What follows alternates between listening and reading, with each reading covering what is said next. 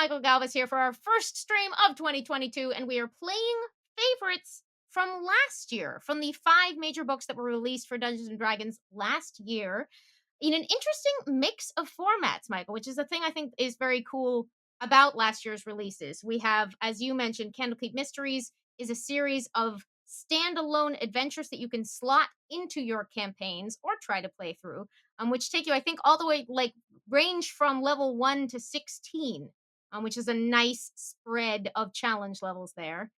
Then Van Richten's Guide to Ravenloft is a horror source book that contains a lot of advice and material on running and designing horror games with your players, as well as cool new player options and a chunk of incredibly cool, creepy, memorable material on domains of dread. And then, of course, we got the full length adventure book in The Wild Beyond the Witchlight, set mostly in the Feywild, with some great new player options. We got Fizban's Treasury of Dragons, which is dragons and more dragons, and the lore of dragons, and the secrets of dragons, and other dragons, and things that live around dragons, all delightfully packed with extra dragon goodness. And finally, a combo adventure source book, 2/3 adventure, 1/3 source book and player options that imports the Magic the Gathering setting of Strixhaven for Strixhaven, a curriculum of chaos. So, Michael, I'm going to just put you on the spot. Which of these adventures are you most excited for dipping into as a player? Which adventures or settings or whatever? Which of these materials? And which one are you most excited to put at your table? This can count things you already did. Just pretend we're answering in the abstract. Big question. Big question. Big question. There's so much to love about all these books, and I love the very different flavors that they each have and can bring to the table. When it comes to running the game itself, my favorite of the 5 has to be Van Richten's Guide to Ravenloft. I love the various domains of dread that are described within the pages. Um, One of my favorites being Bluetspur. I'm sure I'm mispronouncing it, but it is a sort of alien type domain of dread that is overrun with mind flayers. And well, I don't want to spoil anything from it, but the it's very it's very weird. It's such a weird domain of dread. Um, but each of these domains of dread, there's so much story potential in them. And as someone who really loves horror, I love digging through that book for ideas of how to torment my players. As a So player, consider this for your DMs. But if you like your life safe and happy, don't consider this for your DMs. I'm just saying that happiness comes in many forms. we haven't even talked about the monsters in Van Richten's. There's some great monsters in Van Richten's. But as a player, I would say my favorite has to be mm, probably Strixhaven: A Curriculum of Chaos. When that book was first announced, my head exploded. It took a little bit of time for it to grow back, but it did come back.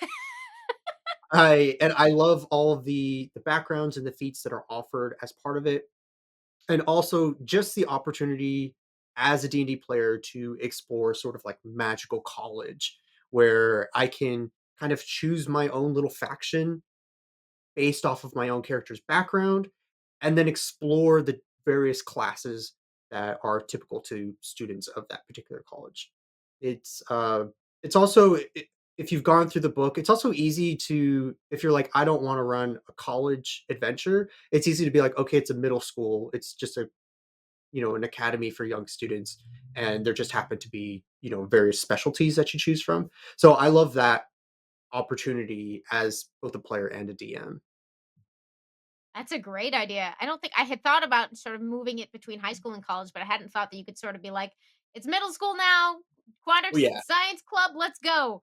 It's highly relatable. It's like Science Olympiad, but with horrible magic distorting things. Um, What about you? I What are your favorites? I think we have actually a pretty good spread because when I tried to force myself to actually answer this question, I think as a player, the I look, they made an entire book that is based on adventures of solving mysteries about books in a giant library. So I am moving to Candlekeep and I am never coming back. That is just a really cool idea, a really great range of stories. And the ones that I have just skimmed and not completely spoiled for myself, I'm really dying to get a chance to hop in as a player to some more of those. And I think in terms of running them, I think the Wild Beyond the Witchlight, I have not yet run people through, and I think that that is the one I am most excited to sort of take people through because the influences, the mix of tones between the dark fantasy and the sheer whimsy and glory of many of those choices, the way it moves in and out, like the creative design approaches that they take in that book. Um, the fear and the sense of fun, all of it sort of sounds like just my idea of delicious dinner forever. And once you eat the Yeah, food of the Feywild, you have a problem. So I will be moving there and never coming back as well. I've heard really, really good things from DMs running that first chapter or so of Wild Beyond the Witchlight of players being like, "Wait, no, I don't want to leave this, certain thing." I'm trying not to spoil things, but Right, the they're like, "I opening don't want to move setting. past this chapter." Be Yeah, like, I we're don't want good to move here. past. But I did want to go back because you mentioned liking Candlekeep Mysteries as well as Van Richten's, and could I interest you in perhaps Taliesin Jaffe's Domain of Dread, Vendemere, the land of Tome and Ashes? You probably can.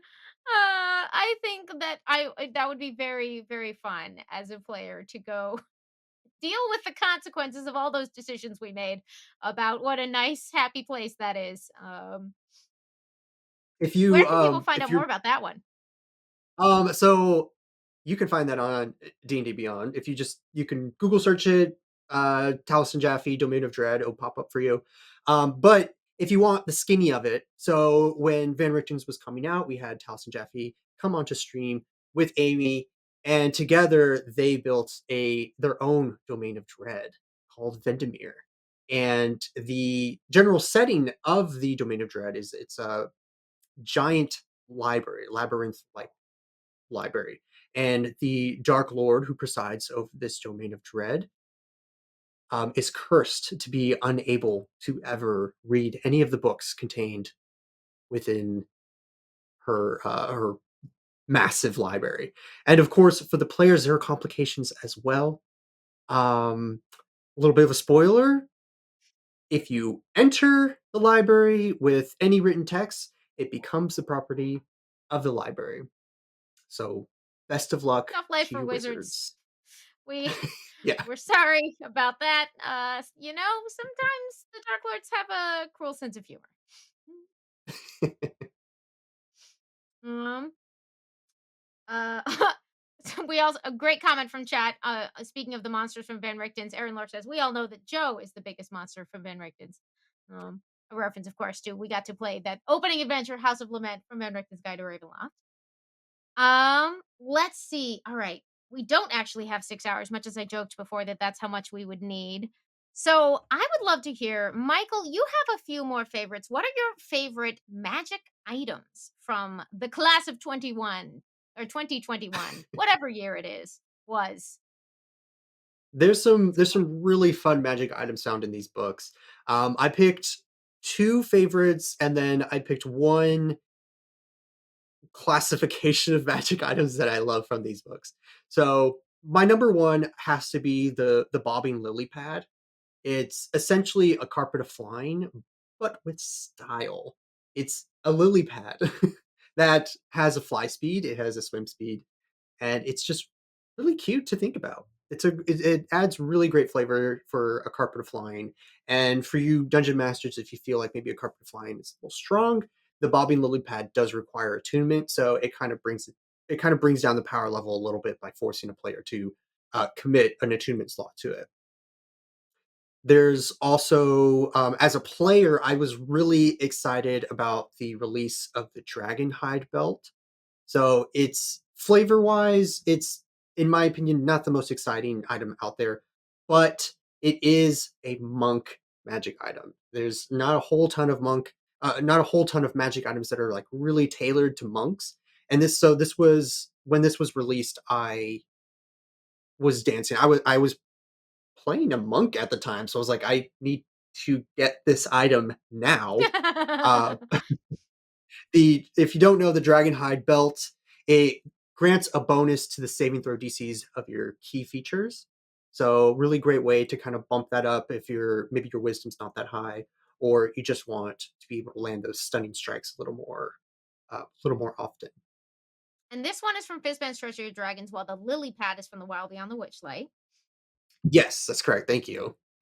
And then also from Fizban's are the Horde magic items. So this is actually a classification of magic items. If you are familiar with the Vestiges of Divergence from Explorer's Guide to Wildmount, these are kind of in the same level where you start off with a magic item that maybe has one small little feature that's cool. But as you adventure, as you encounter dragons and their hordes, the magic item itself grows stronger, rising from a slumbering state all the way up to an awakened state. So it's a really great way for dungeon masters to control the power level of the magic items that they give to their players. And then it also has story implications. And also for the player itself, they can flavor how the magic item changes in appearance as it grows from slumbering to an awakened state. I think the horde magic items may also be my favorite from this year because they combine elements of lore that dragons are so associated with those life cycles. Not that everything doesn't come in varieties of baby and big and powerful, but dragons specifically have been often defined by these sort of like you really, it makes a big difference exactly at what point in a dragon's life cycle you're meeting it. And the other thing that they're strongly associated with is their hordes, and finding ways to make those hordes meaningful, to make them have mechanical effects, to make them tie into the nature of the dragon, to make them express something about the dragon. And in this case, to give them a whole second function that you could actually sneak into a dragon's lair, leave your magic item in there, hope it doesn't notice, and try to sneak back in again and get it out when it's more powerful. Like a dangerous game, but a thing you could absolutely try to do. Yeah, and we saw also Fizzbands introduces more sort of like magical elements that you could add to Horde. So it's not just that we got these Horde magic items, but we also found the book also introduced ways for dungeon masters to add more magic to the dragons to make them more significant, larger characters within your campaign. So you're not just having maybe a one-off battle with an adult white dragon, and then your players kill it, and then they just go and take 50,000 gold or whatever from their horde. Suddenly they're going in there, they're encountering this horde, and suddenly are being cursed, or maybe they're encountering a mimic that is disguised as a horde, and the actual horde itself is hidden elsewhere. So that's what I really loved about Fizzbands was that it helped add more significance to the dragon half of Dungeons and Dragons. So maybe we'll get a Fizzbands Treasury of Dungeons or something. I don't know. Just that would have to be primarily like an architectural guide to like appreciating the types of dungeons that you'd have to spin backwards. But please send your suggestions for who should host, as Fizben is to dragons, the treasury of dungeons. I think it'd be most fun if you did that one from the perspective of like a scoundrel or scalawag character who's like, I have been in so many kinds, I can tell you everything. This is why you don't want to be locked in a cave full of slime. This is why you would much prefer to be. I don't. That's my pitch for the Treasury of Dungeons to be the forthcoming companion volume that we're inventing here on the stream. Um, Love it. Michael, do you have, whether it's to face in battle or to throw at your players? Michael's players stop watching.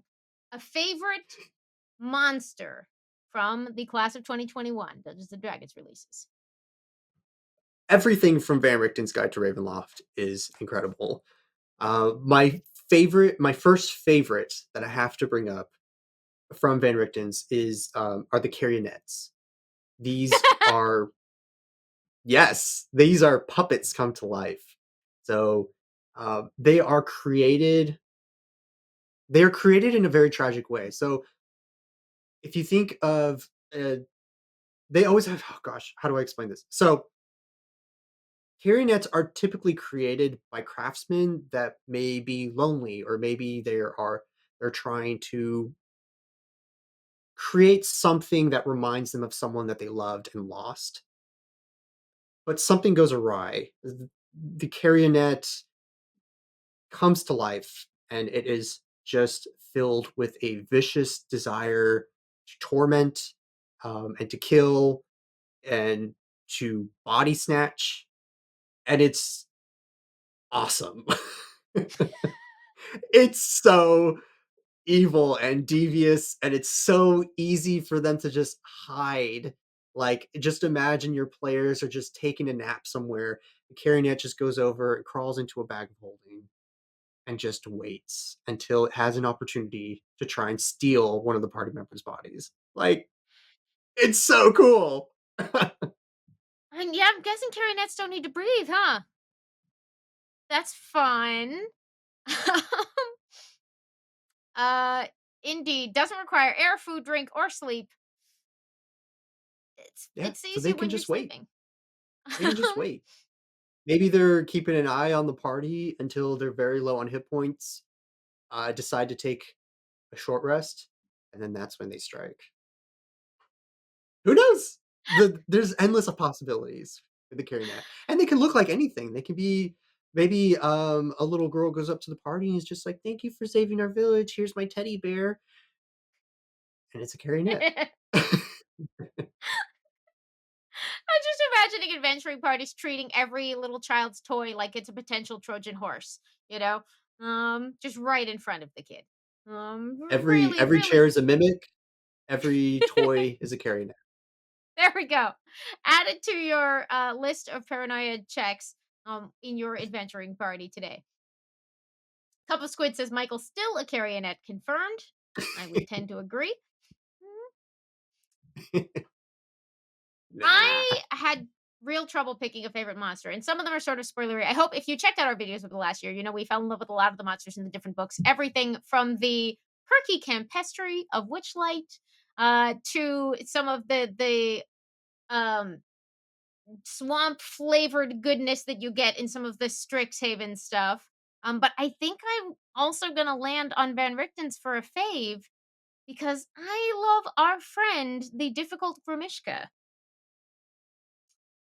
Oh, yeah, Gromishkas that's a are little fun monster. semi cat-like things that form an anti-magic swarm with just some real fun, unpredictable consequences. That I am really looking forward to. If you so, magic allergy. Immediately after a creature within 30 feet of the Grimishka casts a spell, the Grimishka can spontaneously react to the magic with this D6 table, including potentially exploding and dying and being replaced by a swarm of Grimishkas in the space where it was. And now you have the same problem, but more, which is just a very fun sort of evolution of for a battle to take. So I think these little guys get my nod. Although the Jabberwock was my close number 2. Yeah, Jabberwocks are great. I was considering the Moonstone Dragon as a favorite. Those are dragons that were infused with the magic of the Feywild. They're very beautiful, really awesome creatures from Fizzbands. Another close runner-up was the Briganock from Wild Ooh, Beyond the Witchlight. They're I don't know how best to describe them. They're like little, kind of like mole people, I guess. And but they mine stones that are infused with the wishes of individuals. So if you make a wish, a non-magical wish, your wish is infused into the stone, and then Briganox will go and mine it and then sell it or trade it off for favors. And I think that's a really adorable creature. And you know, you have to consider implications of like your wishes are being mined, and what happens when someone gets a hold of your wish and like, I can make this come true, and or I want to find this person who made this wish because I have the same wish, and now we can fulfill it together. It's just so sweet. Aw. You've managed to make, like, I am treating your wishes as a form of commerce sound so beautiful and innocent, and not like the Briganox are making deals with third parties to release your personally identifying information. I love that. Mhm. The Briganogs do not have strong opinions on privacy laws. Um, although it's funny that that should mix with what we know about the Feywild, which is that there are certain hard and fast rules, which lends itself to some fun and interesting story possibilities. Hmm. Very true. But here's the problem: 5 books worth of stuff is a whole lot of stuff, and we do not have 6 hours. Okay, so my next question, I picked a category that I just made up, which was favorite goofy art and favorite terrifying art. Um, Ooh, okay. um, they're big categories. Any example that you think fits into one of these is fine. And I'm not sure if goofy is actually the word I wanted because what I ended up settling on for the tone for this, they are not in fact all goofy. They're actually beautiful and splendid. But the NPCs of slight spoilers, do you think we should avoid it? The opening area for the Wild Beyond the Witchlight Mhm. has a set of NPCs associated with it, who are so creatively drawn, not ranging from the goofy to the like imbued with deep pathos, to the slightly unsettling, to the sweet looking and friendly, like a world of flavors tied up in one set of people that you might meet in those. So that was my pick, which includes a little bit of occasional called for goofiness. Mm. I love that. Yes, the NPC Wild Beyond the Witchlight has some of the greatest NPCs and art design for those NPCs that I've seen in adventure. Um, Adding to that, I really love Amador. I had actually originally picked them as one of my favorite monsters. So Amador is a swashbuckling dandelion, and they're accompanied by a tennis ball sized bee named Pollinella. So cute. Um, I'd have to say that's some of my favorite artwork from there, Let me see if I and can it's adorable. find. I think I accidentally was worried I was showing the entire adventure here, and I wasn't. So hurrah! But Major spoiler. do I know how to? Too dangerous to browse live for this one. I'm going to try to look it up this way. Hmm? But if you could imagine a dandelion that has a sword, and then there's a tennis ball sized bee that's just like floating around their head. We got it. We Yes. got the art. That is so cool. It is so cute. It's such a good idea and it's so well done. And I if you have met Amador in your own games, please tell us how that went because it's such a delightful idea. All right, on the terrifying side, you put out Bloodspur, which is a great choice. Scariest art of this year. There's so much good scary art out there. One of my the first one that really comes to mind, that when I was going through Van Richten's, what really caught my eye was, I'm going to butcher the name, the Domain of Dread of Dementlu? Dementlu? Oh, Demedlu. Yeah. Yes. I don't So speak French, so I'm terribly sorry. That's probably not correct. Hmm? so what I love about this Domain of Dread, if you there it is. So this Domain of Dread is all about exuberance. It's all about looking rich and looking high class and showering gifts on other people. But the truth of the matter of the Domain of Dread is that everybody is struggling a lot, even to just feed themselves, much less to be decadent. Unfortunately for them, the Dark Lord is so obsessed with fortune and high class and appearing that way that if you are caught to not appear rich, not appear to be in your finest wear, then you may be punished in some very horrifying way, as you could see in this artwork. And that just immediately, this artwork immediately made me fall in love with this domain of dread. This idea that it's all deception, it's all a deception no matter what. And your players may come to this domain of dread and be speaking to people, and they're like, oh, I'm going to give you this lavish dinner. Come over, come over. And then they go and they sit down at the table and they see that like everything is just an illusion, or everything is just one ingredient, but that has been painted to look like like a pot roast and like sourdough bread. I don't know decadent foods.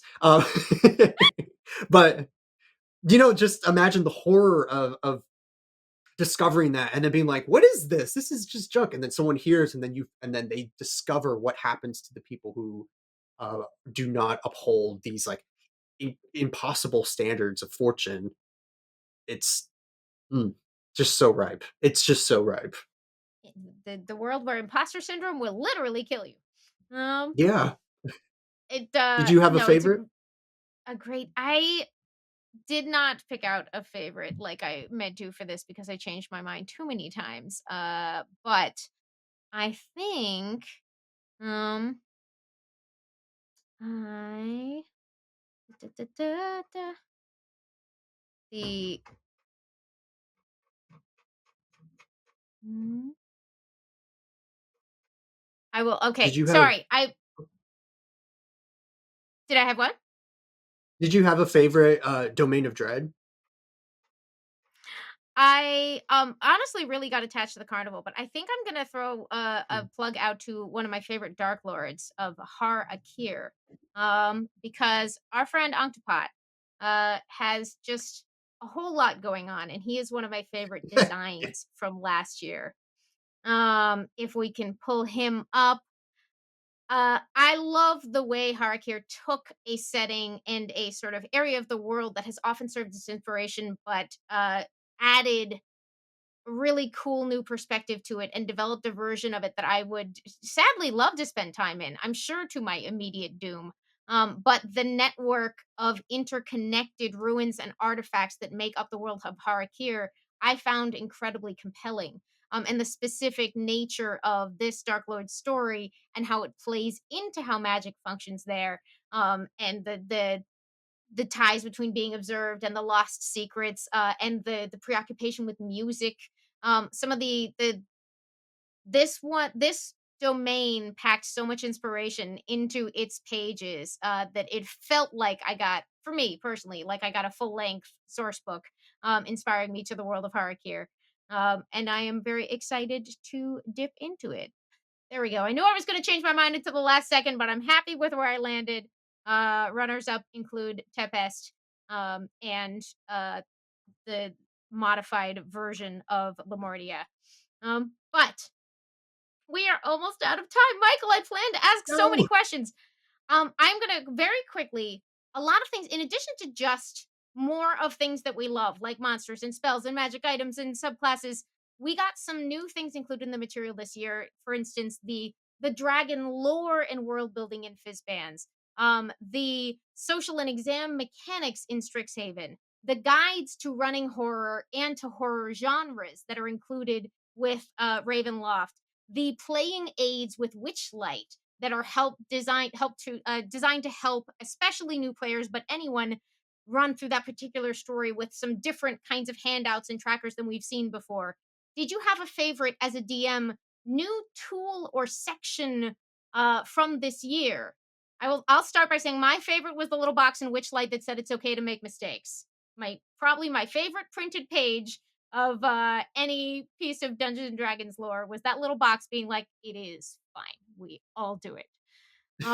Do you have a favorite DM tool from this year? Oh man. I loved all of the oh boy. That's a good question. I oh I loved the rollable tables in Fizban's Treasury of Dragons. Mm, There's a lot of opportunity there. We talked a bit about the how the book adds flavor to the hordes, and there's a lot of really great tables related to the hordes. Um, so I'd have to say those because I've personally, as a dungeon master, I've kind of struggled with making dragons feel larger than life, like really giving them the attention that they deserve to make them feel like these fearsome, very important creatures within the lore. And I think Fizzbands does a really good job of helping me add that needed flavor, add that needed flair to these creatures. I love that. I think what a lot of the tools have in common is that there's us and there's the DM we want to be, and we can have a clear idea of that, but we're not always sure how to get from here to there. And I feel like the tools that I really fell in love with this year were all sort of designed to help you along that road in practical ways, which I think is really cool. Ooh, Chippy Ambrosia says the Van Richten Horror Guide was so useful for my creative writing class. Oh yeah, All there's some right. great stuff there. Michael, unfortunately, I know we have so many more favorites that we planned on talking. We might have to do a return to this at some point. But is there one other thing on your list that you definitely want to make sure to shout out as a fave from last year, from the class of 2021, as I keep calling them?